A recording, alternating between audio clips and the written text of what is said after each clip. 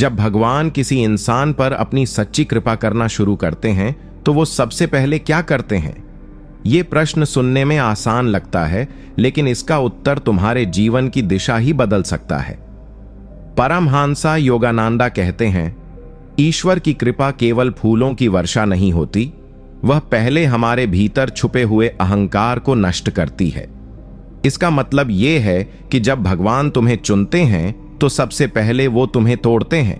वो तुम्हारे बनाए गए झूठे भ्रम, नकली रिश्ते, झूठे अभिमान और तुम्हारे मैं को तोड़ देते हैं, ताकि जो बचे वो केवल तुम हो, शुद्ध आत्मा, ईश्वर का प्रतिबिंब। कई लोग कहते हैं, मैं तो रोज प्रार्थना करता हूं, लेकिन मेरी जिंदगी में दुख क्यों बढ़ते जा रहे हैं?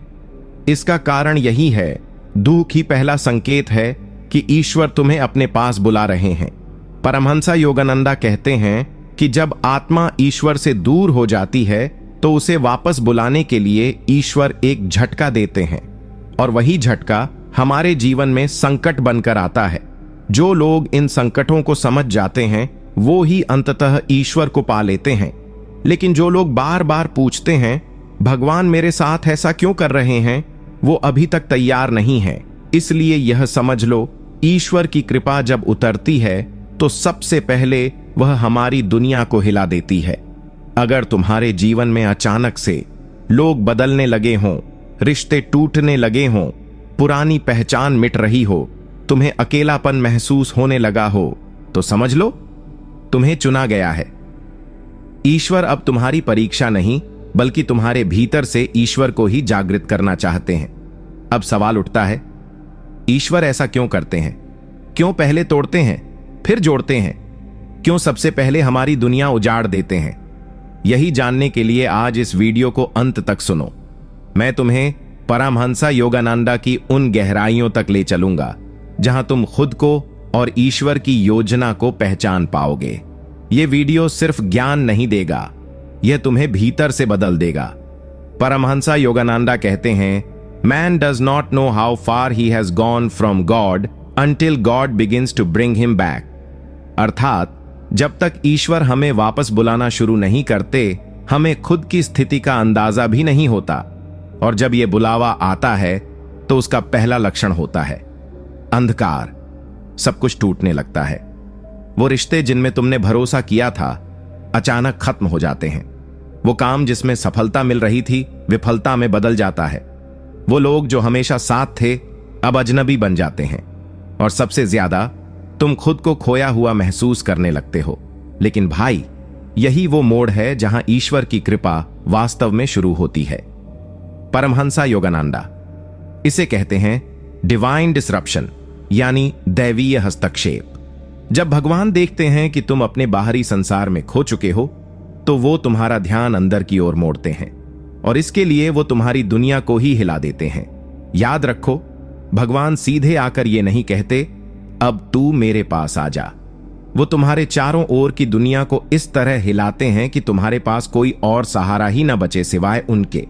क्या तुमने कभी ऐसा अनुभव किया है जहां सारी कोशिशें करने के बाद भी सब असफल हो रहा हो, जहां हर दिशा में निराशा ही मिलती हो, जहां तुम सोचो कि अब बस और नहीं सहा जाता?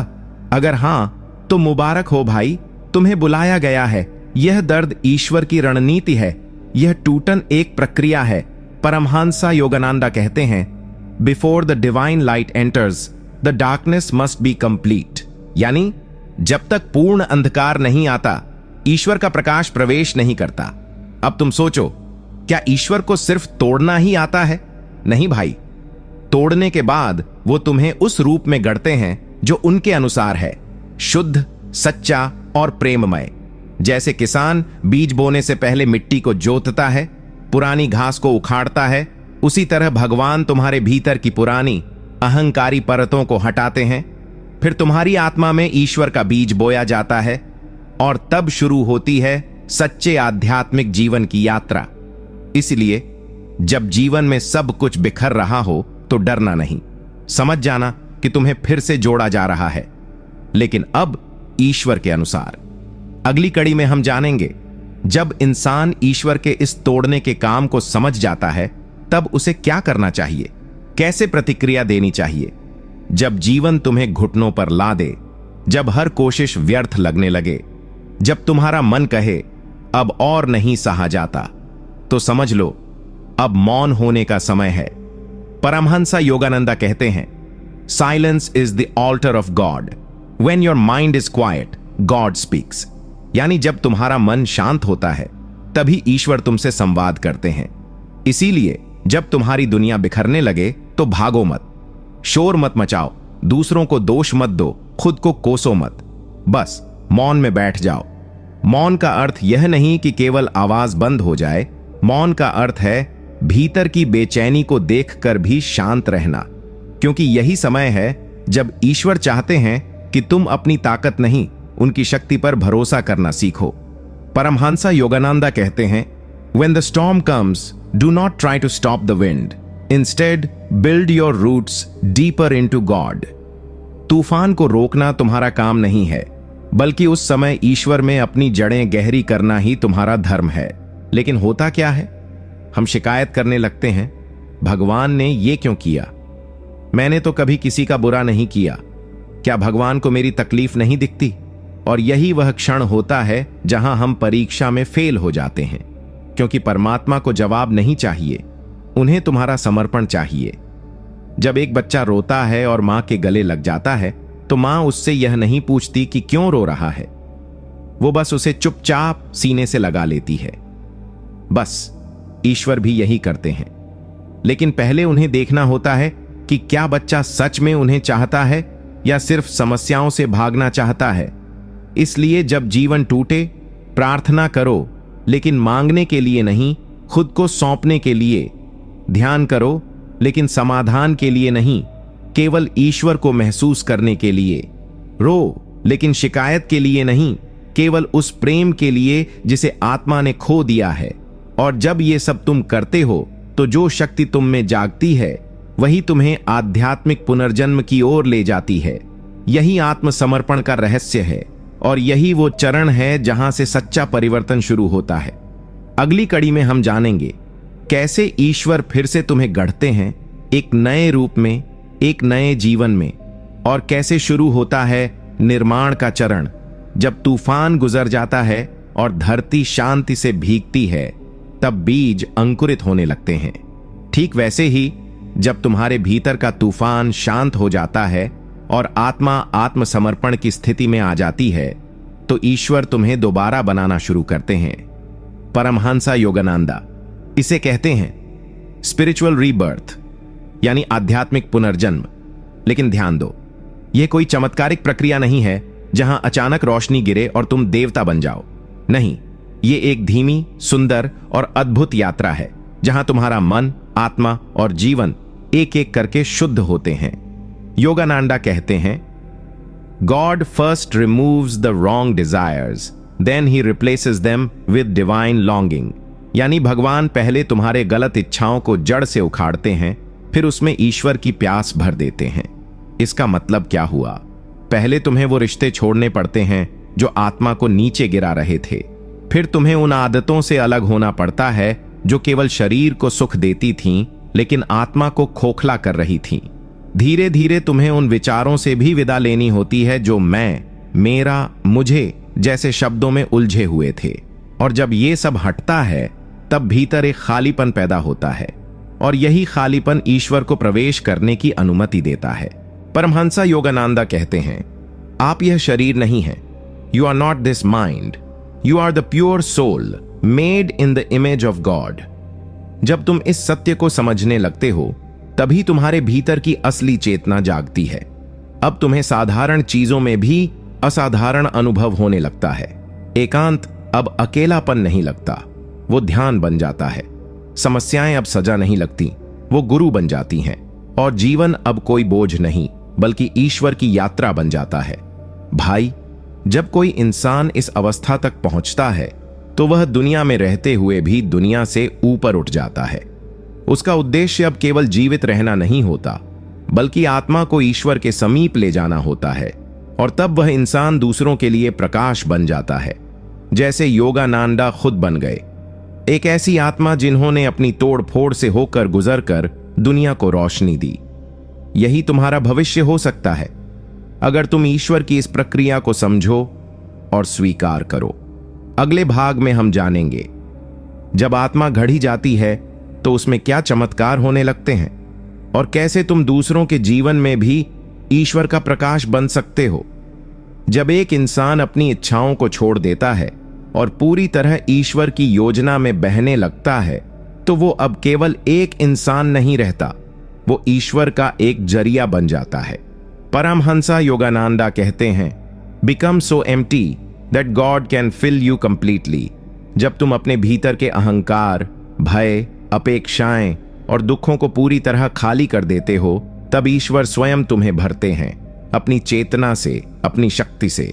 उस अवस्था में तुम्हारी आंखों से अब कोई व्यक्ति नहीं दिखता, बल्कि हर किसी में आत्मा दिखाई देती है। तुम्हारे शब्द अब सिर्फ बात नहीं करते, वे आत्मा को छूते हैं। तुम्हारी उपस्थिति ही एक शांति बन जाती है और तुम्हारा जीवन एक संदेश बन जाता है।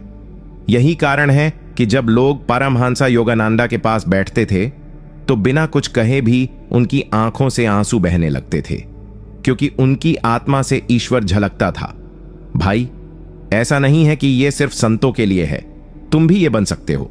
जब ईश्वर तुम्हें तोड़ते हैं, गढ़ते हैं और फिर अपना माध्यम बनाते हैं, तब तुम्हारी उपस्थिति से ही लोगों को प्रेम, शांति और प्रेरणा मिलती है। उस अवस्था में तुम अब प्रार्थना नहीं करते, तुम खुद एक प्रार्थना बन जाते हो। तुम अब ज्ञान नहीं बांटते, तुम खुद एक जीवित ज्ञान बन जाते हो। अब ध्यान देना, इस स्थिति में तुम्हें सफलता, संपत्ति या मान सम्मान की इच्छा नहीं रहती, लेकिन फिर भी ये सब स्वतः तुम्हारी ओर खींचने लगते हैं। योगानंदा कहते हैं, When you seek God first, all other things will come to you। यानी जब तुम पहले ईश्वर को खोजते हो तो बाकी सब चीजें खुद आ जाती हैं। तुम अब दुनिया को जीतने नहीं निकलते, बल्कि अपने भीतर की दुनिया को जीत लेते हो, और यही असली विजय है। भाई, अगर तुम ये सब सुनकर सोच रहे हो कि क्या मैं भी ऐसा बन सकता हूं, तो जवाब है हाँ, बिल्कुल। अगर तुम इस तोड़ने, गढ़ने, सौंपने की प्रक्रिया को समझकर अपनाओ, अगर तुम स्वयं को सच्चे अर्थों में ईश्वर के हवाले कर दो, तो तुम भी वही बन सकते हो जो योगानंदा बने थे। एक जगमगाती आत्मा जो खुद भी रोशनी है और दूसरों का रास्ता भी रोशन करती है। अब अंतिम भाग में हम एक बेहद भावुक समापन करेंगे, जहां हम समझेंगे कि भगवान की कृपा असल में क्या होती है और तुम कैसे जान सकते हो कि ईश्वर अब तुम्हारे साथ चल रहे हैं। बहुत लोग पूछते हैं, क्या भगवान की कृपा मुझ पर है? क्या ईश्वर वाकई मेरे जीवन में कार्य कर रहे हैं? भाई, अगर तुम ये सवाल कर रहे हो तो मैं तुम्हें आज कुछ संकेत बताता हूं जो परमहंसा योगानंदा ने बताए और जो हर ईश्वर प्रेमी के जीवन में घटते हैं। पहला संकेत, भीतर की बेचैनी कम होने लगती है। पहले जो बातों पर तुम टूट जाते थे, अब उन पर शांत रहना सीख रहे हो। यह दर्शाता है कि ईश्वर ने तुम्हारा मन पकड़ लिया है। दूसरा संकेत, अकेलापन अब डर नहीं लगता। तुम्हें अब किसी भीड़, रिश्ते या प्रशंसा की जरूरत नहीं लगती, क्योंकि तुम्हें पता चल गया है कि कोई और साथ है जो दिखता नहीं पर कभी छोड़ता नहीं। तीसरा संकेत, तुम्हारा मन सेवा की ओर झुकता है। अब तुम सिर्फ खुद के लिए नहीं जीते, बल्कि हर व्यक्ति में ईश्वर को देखकर मदद करने का भाव आता है। चौथा संकेत, भीतर एक मौन खुशी रहती है, बिना किसी कारण के।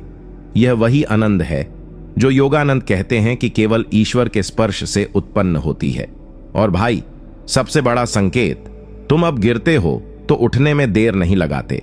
तुम्हें पता है कि अब तुम अकेले नहीं हो, कोई तुम्हें थामे हुए है। ये सब छोटे छोटे चमत्कार हैं जो बताते हैं अब ईश्वर तुम्हारे साथ हैं। परमहंसा योगानंदा कहते हैं, God's grace is always flowing. It is you who must become ready to receive it. कृपा रुकती नहीं है भाई, वो हमेशा बहती रहती है। लेकिन जैसे एक छाता बंद हो तो बारिश अंदर नहीं आती, वैसे ही जब हमारा हृदय बंद होता है तो कृपा नहीं दिखती। अब सवाल है, क्या तुम अपना छाता खोलोगे? क्या तुम उस कृपा को पहचानोगे जो शायद कई वर्षों से तुम्हारे जीवन में उतर रही है लेकिन तुमने देखी नहीं? अगर हां, तो अब से तुम्हारा जीवन वही नहीं रहेगा। अब से तुम गिरोगे लेकिन टूटोगे नहीं, तुम रोओगे लेकिन अकेले नहीं, तुम लड़ोगे लेकिन अब तुम्हारी आत्मा के साथ ईश्वर लड़ेंगे। और यही है ईश्वर की सच्ची कृपा। वो तुम्हें बदलते नहीं, वो तुम्हें तुम्हारा असली रूप दिखाते हैं, वो रूप जिसमें तुम खुद भगवान के अंश हो, शुद्ध, शांत, प्रेममय। जय गुरुदेव।